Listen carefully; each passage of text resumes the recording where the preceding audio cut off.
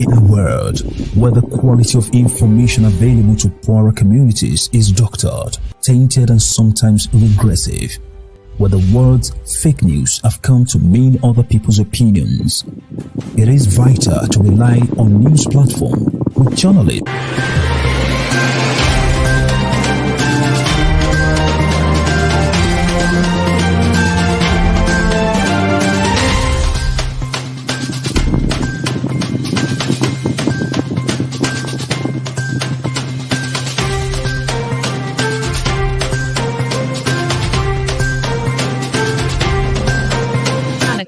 Keep watching The Politics every Friday, 12 p.m. Eastern Time on New York Parrot TV, the voice for humanity. Welcome. I am Robert Press, your host of the show. I am sorry for the delay, and I'll have to put this up on Facebook so you can see it a little later. But I am an official reporter for the city of New York from the Bronx Chronicle, Parrot TV here, the Co-op City News, and the Parkchester Times. As you will also see, I have a New York Yankee media guest pass, as yesterday there was an event at Yankee Stadium, which I'll get into a little later. But right now, let me go into our weather for the holiday weekend. Today will be warm, getting close to 80, as Saturday and Sunday will. And Monday, Memorial Day, the weather will hit 80, over 80. And there is no wet weather. It's going to be dry for the entire weekend. Now, let me read from the U.S. Justice Department. They're court sentences 2 Oath Keepers leaders on sedition, conspiracy, and other charges related to U.S. Capitol. This is coming from the U.S. Attorney's Office.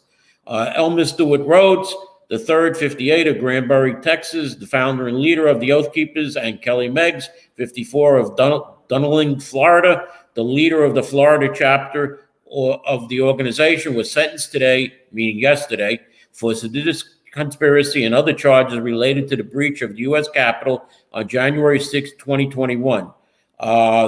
Rhodes was sentenced to 18 years in prison, followed by 3 years of supervised release. He is the longest sentence to date relating to the assault on the Capitol. Meggs was sentenced to 12 years in prison, followed by 3 years of supervised release. I will not read you what the U.S. attorney said, but I'll just go down to the bottom and say in the 28 months since January 6, 2021, more than 1,000 individuals have been arrested in nearly all 50 states for crimes related to the breach of the U.S. Capitol, including more than 320 individuals charged with assaulting or impeding law enforcement. The investigation remains ongoing. And we have the campaign worker for one of the City Council District 13 candidates, Mr. Philip Garillo, who was indicted because there were photos of him going through the window with these people that were just announced, and him coming out of the Capitol and going back in. So I expect Mr. Philip Grillo to be called in and sentenced. We will see what his sentence will be. I don't know if it's going to be 12 or 15 years, but I believe he may get at least a year in jail if possible. Next item, Rob DeSantis.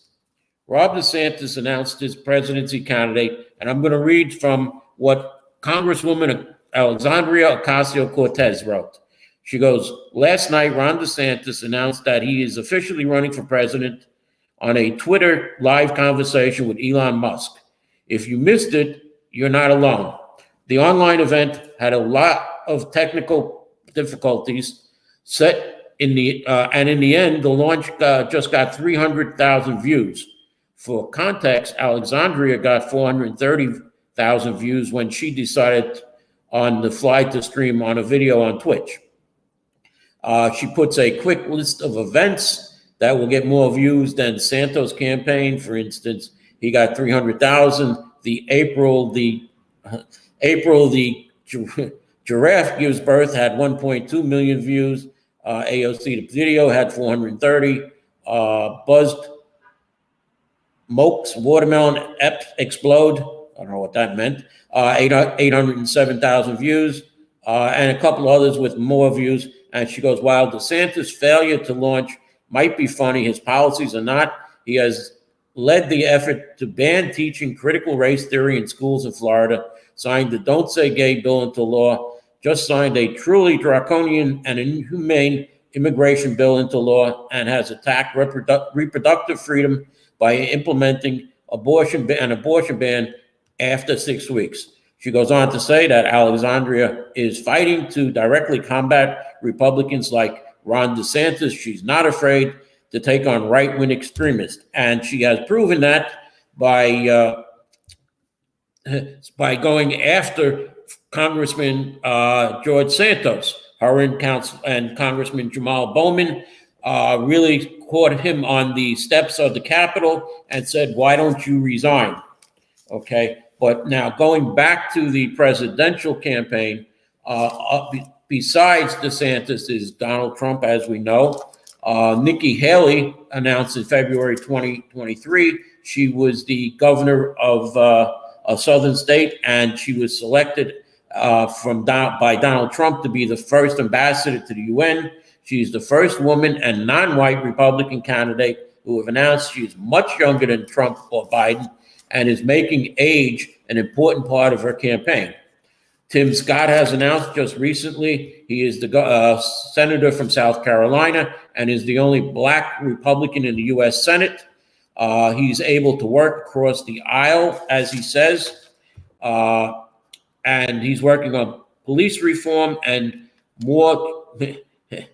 Trump has welcomed him back into, and pardon me, Donald Trump has welcomed him back into the race. Others who were announced include Bichetti Heath, biotech and healthcare entrepreneur. What's his name? Well, whatever. And Asa Hutchinson, a former Arkansas governor. Larry Elder is also announced. He's a conservative talk show host. And many others are expected to enter the Republican line, like we had 17 Republicans running last time for president in 2016. As far as Democrats, so far Joe Biden is the only announced Democrat. And we know that the New York primary should be on April 2nd of 2024, because that is the date that Connecticut and Pennsylvania are having their primaries. So if New York has it on the same date, that will lead to an additional 15% bonus of delegates when states have their presidential campaign. Now, I don't know if it's tonight or last night, but Congresswoman Ocasio-Cortez will be hosting a town hall meeting in Corona, Queens. You could check my blog for more details on that and how to sign up to be there. The state of New York is ending their session. It's a couple items that are left. One includes parole on people who are in prison. They're looking to make it easier for people to obtain parole. It's fair and timely. Parole would make it easier for people who are eligible to get out of prison. That is what's happening up in the state legislature. Probably the last item. In New York City, as I mentioned, there were many things going on. The council has voted on major legislation to address the homeless crisis and help New Yorkers stay out of the shelter system, or move them out of the shelter system. Mayor Eric Adams has decided to stop the 90-day shelter rule. And the council is saying the elimination of the 90-day shelter rule, among other bills, will make it easier for individuals and families to enroll in the city FEPS program. The New York City Council passed legislation to help New Yorkers avoid to move out of the city shelter system by removing the city's rental assistance voucher program, FEPS. New York City is facing a homeless crisis with over 80,000 people in the Department of Homeless Services, which, if I have it here, I will get right into that. The city, according to the May 24, 2023 Department of Homeless Services report, there are 81,461 total individuals in shelters. 54,451 are adults and 27,010 are children. Like I said, the city council is moving to get them out. Over 50,000 are longtime New Yorkers, according to the latest figure from the mayor's management report. I read it from the Department of Homeless Services. They go on to say that Jeff's legislation to remove barriers to accessing housing vouchers will not only help New Yorkers move out of shelters, but prevent the eviction of New Yorkers most at risk of homelessness. Speaker Adrian Adams said Jeff's vouchers can be powerful tools and help us, but the city's arcane policies in administering them are counterproductive. Our legislation to remove these arbitrary obstacles will help reduce homelessness, stabilize communities, free up space for asylum seekers and others, all while saving money on costly emergency shelters that skew far more expensive, far more expensive than traditional shelter models, while offering fewer services. This is clear and cost-effective choice for New Yorkers and our communities. Now, the mayor has addressed that with this statement. Since day one of this administration, we have worked to shelter New Yorkers experiencing homelessness and connect our city's residents with more permanent housing. That's why earlier this year, we proposed to City Council that we work together to remove the 90-day rule for families experiencing homelessness to connect them with housing vouchers faster. They rejected that proposal and today passed a package of bills that will make it harder for New Yorkers experiencing homelessness to exit shelters to permanent housing. Nearly 20,000 exiting vouchers holders cannot currently find housing because of the extremely low vacancy rate in our city, would be lumped in with thousands more, including anyone who stops paying rent for any reason, if they are below 50% of the area median income.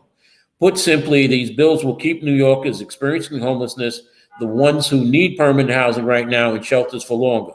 Additionally, the city council is adding $17 billion in cost over the next 5 years, something that is hard to view as an attempt to force a tax increase on New Yorkers.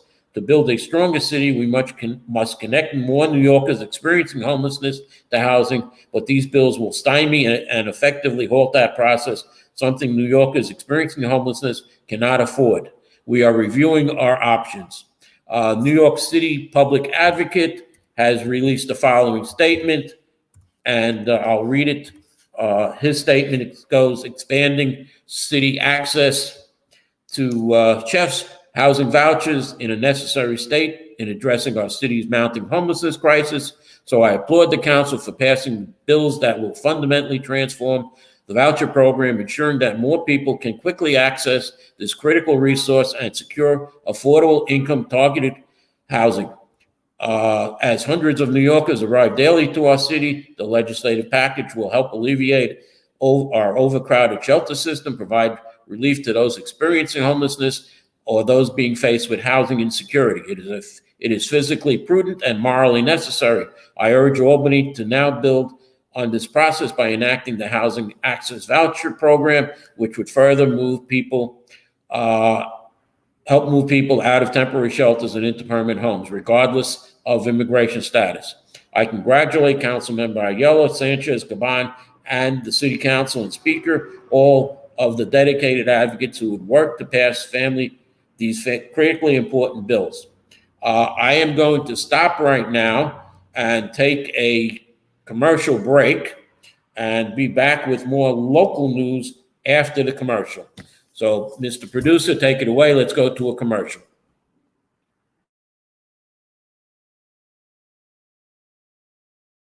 Do you know that there is a publishing company that wants to make life easier for you as a writer? This publishing company is called World Inkers Printing and Publishing. We publish in all different languages, and we're looking for writers of all genres, all formats. We're looking for scholars, ghostwriters, playwrights, poets, short fiction, novelists, you name it. We're looking for anybody who is interested in writing and the craft of writing to be in touch with us. You can reach us at info.worldinkers@gmail.com. With World Inkers Printing and Publishing, publishing, you do not require a lot of money to publish with us. Contact us today at info.worldinkers@gmail.com. Become a winner with other authors at World Inkers Printing and Publishing. Give us a shot. We will surely finish you.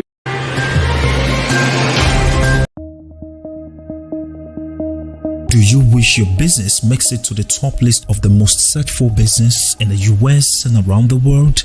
Or are you searching for halal compliant services and products online? Then Halal Finder is your online resource directory pointing you to the right places and products. Let's help you explore halal products and services of your choice as we manage many halal businesses across the world. Promote your business with halalfinder.com, the only plug you need to grow. Our services include business listing, digital marketing, branding strategy, SEO campaigns, crowdfunding, and humanitarian support. On our Compassion Corner, we offer crowdfunding of halal ventures and humanitarian services. In this section, you can make or receive donations, start donation campaign, and check existing donation campaigns. And by paying zakat and sadaqah to our Compassion platform on halalfinder.com, you have supported the poor, widows or widowers, orphans, and the likes around the world. Contact us at info@halalfinder.com or call +1 718 822 5555. Get started today at halalfinder.com. Okay, welcome back, and you're seeing me on my phone now as my internet seems to have gone out thanks to Optimum. That's my internet provider, so I have to be on my phone now. And let me continue where I was going. It appears that let's talk a little about the local community boards. Community Board 11, the chair, Bernadette Ferrara, who was supposed to be at the full board meeting of Community Board 11 on Tuesday, was absent. And in her report, she had 2 items from the bylaw committee. The first one was that there only be 2 amendments to the bylaws a year, as there have been 3 amendments already this year to their bylaws. What should be done is a yearly review of the bylaws and to see if anything needs to be updated. As far as the second item she has proposed, she wants to have a 2/3 majority or a supermajority, which from chapter 2801 of the city charter states only a majority of community board members are needed to act on determinations or decisions of a community board. So it would seem that the chair of Community Board 11, Bernadette Ferrara, needs to read the city charter to be a better community board member, let alone the chair of the board, as she is running for the city council when she doesn't even know the city charter. Probably she was absent from the meeting Tuesday night because she was out campaigning, who knows? But I challenge Bernadette Ferrara to come on this show to refute what I have said, that she does not know how to run Community Board 11 and is using the position for political reasons so she can bolster her city council campaign, which is also faltering. You have my phone number, Ms. Ferrara, or candidate Ferrara, should I say? Or you can use your district manager as you used before for someone else to get a phone number or email. Now, while I'm on the subject of city council candidate Bernadette Ferrara, it appears that Miss Ruth Papazon was paid $1,500 by candidate Bernadette Ferrara for campaign consultant and campaign/campaign manager. That was on February 26, 2023. So she gave Ruth Papazon $1,500. Now, on March 11, 2023, Ruth Papazon contributed $175 to the campaign of Bernadette Ferrara for city council. So that $175 is eligible for matching funds of $1,400, which is 8-to-1. So thereby, Ruth Papazon would only cost $100 as a campaign consultant. Now, candidate Bernadette Ferrara has already received $48,488 in matching funds, according to the Campaign Finance Board as of today. And I believe there are the new report will be out probably on Monday. What's interesting, though, is in checking the campaign of candidate Rachel Bradshaw for the 14th City Council District, she also, on February 26, 2023, paid Ruth Papazon $1,500 as a campaign consultant / campaign manager. And again, on March 11, 2023, the same date that Ms. Papazon donated $175 to the Bernadette Ferrara campaign, she donated that amount to the Rachel Bradshaw campaign, which again equals $1,400 in matching funds from the Campaign Finance Board. So Ms. Papazon would cost Ms. Bradshaw also $100 as a campaign consultant. Ms. Bradshaw has received $45,866 in matching funds as of today. Now, I asked, does anybody see a pattern here? It appears that both Ms. Bradshaw and Ms. Ferrara had Mr. Robert Cooper. They were paid on February 26, 2023, 2 checks, one for $1,000 and a second check for $1,500 for campaign and petition services. Mr. Graham Cahill was also paid on March 5th, 2023 by the Bernadette Ferrara campaign, $1,500 for petition expenses / petition services, and Mr. Cahill collected signatures for candidate Bernadette Ferrara. He was paid on 3/6/2023, March 6th, by candidate Rachel Bradshaw, $1,500 for petition expenses, petition fee, which would mean he must also have gotten signatures for candidate Bradshaw. And I'm going to have to check the petition of Rachel Bradshaw to see if he did and if they were on the same date that he supposedly collected signatures for Miss Bernadette Ferrara, because there were dates changed on the Ferrara campaign petition. It appeared that, I don't know, maybe 50, 100 or more dates were changed. So maybe he was in supposedly the 13th Council District and the 14th Council District collecting signatures on the same day, which could be almost impossible. So what does that mean? That means that I should not be doing the job of the Campaign Finance Board, Bronx District Attorney Darcel Clark, or the U.S. Attorney's Office, which may be already going after since candidates like Bernadette Ferrara mysteriously missed a Community Board 11 full board meeting on Thursday. But that has nothing to do with the Campaign Finance Board. And she, the district attorney should be looking into this. Now, I'm going to close the show a little early. Pardon me, I forgot to talk about Bronx Week. Bronx Week was a big success by the borough president, Vanessa Gibson. Okay. And on the Bronx Day Parade, she did something that no one else could do. She got down off of the reviewing stand and she went in and joined the crowd. You can check my blog at 100%.blogspot.com. That's 100.blogspot.com. And you will see pictures of the Bronx Day Parade and our borough president, Vanessa Gibson. I can't read the little print, unfortunately. I'm on my phone. So you'll see Borough President Gibson joining the parade and being a part of the parade instead of just standing on the reviewing stand watching the parade. She was part of the parade.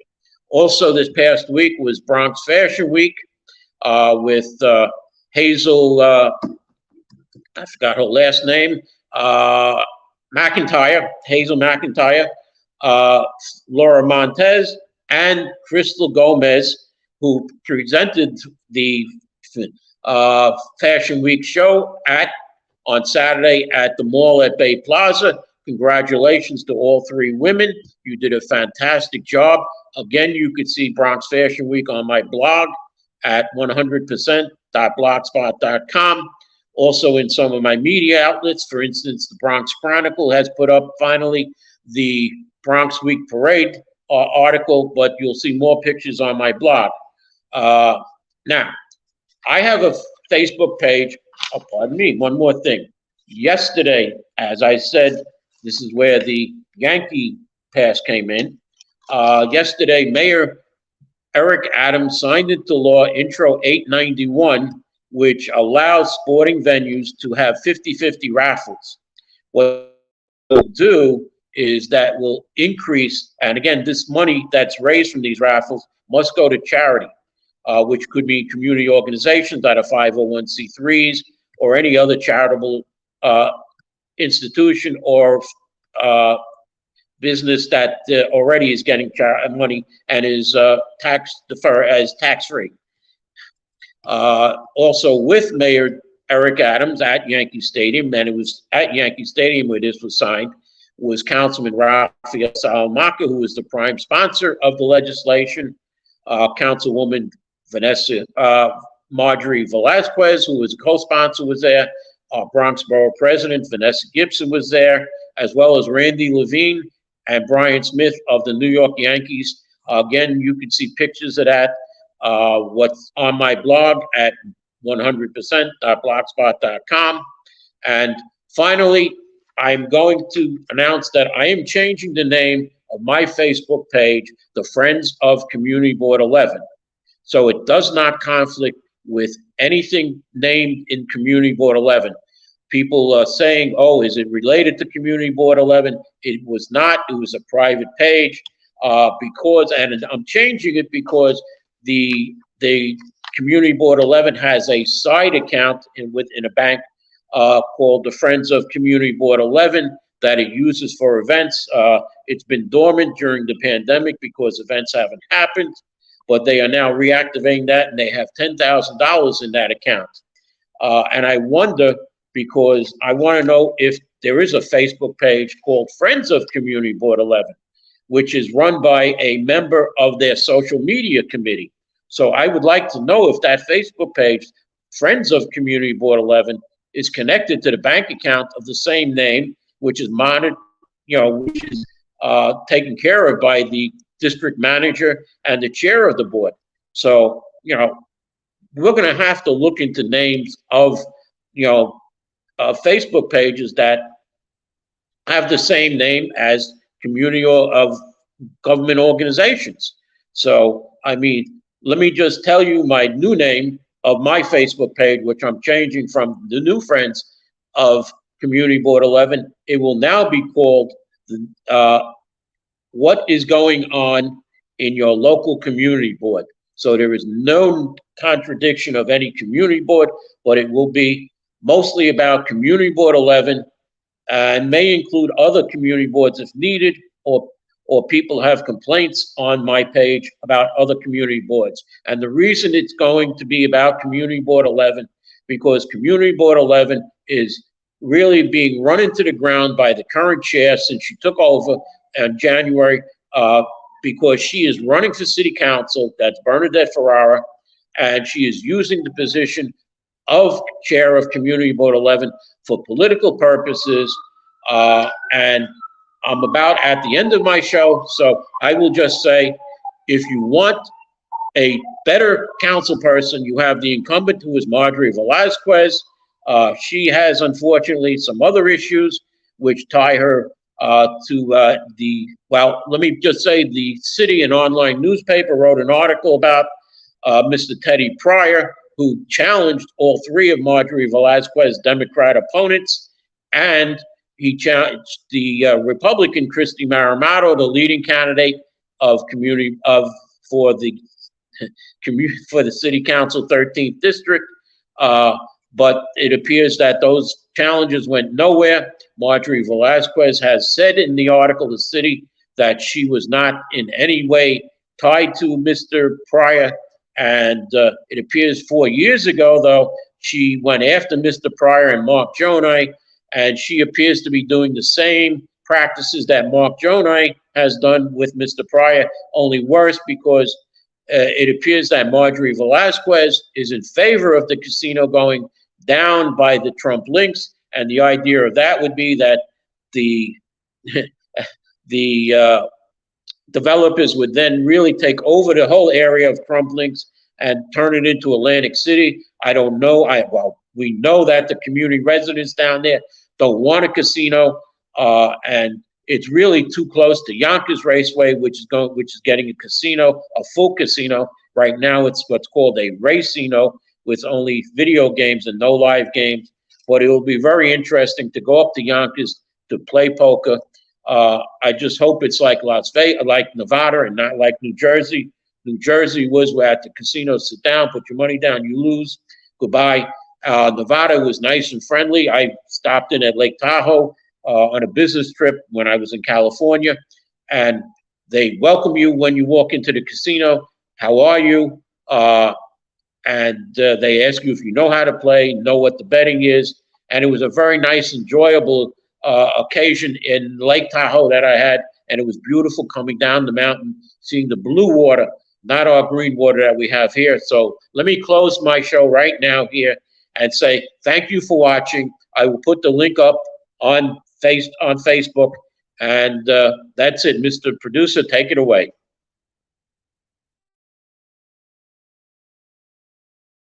Undoubtedly, Africa is the best tourism destination on Earth. The continent is blessed with the most conducive atmosphere. To feel and enjoy these blessings, join the most productive one-week tour of the continent organized by Daylight Africa every September 2nd to September 9th to see beyond the fallacies about Africa on the mainstream media. Contact us at daylightafrica@gmail.com or call 718-822-5555. Daylight Africa. Revolutionizing tourism industries in Africa.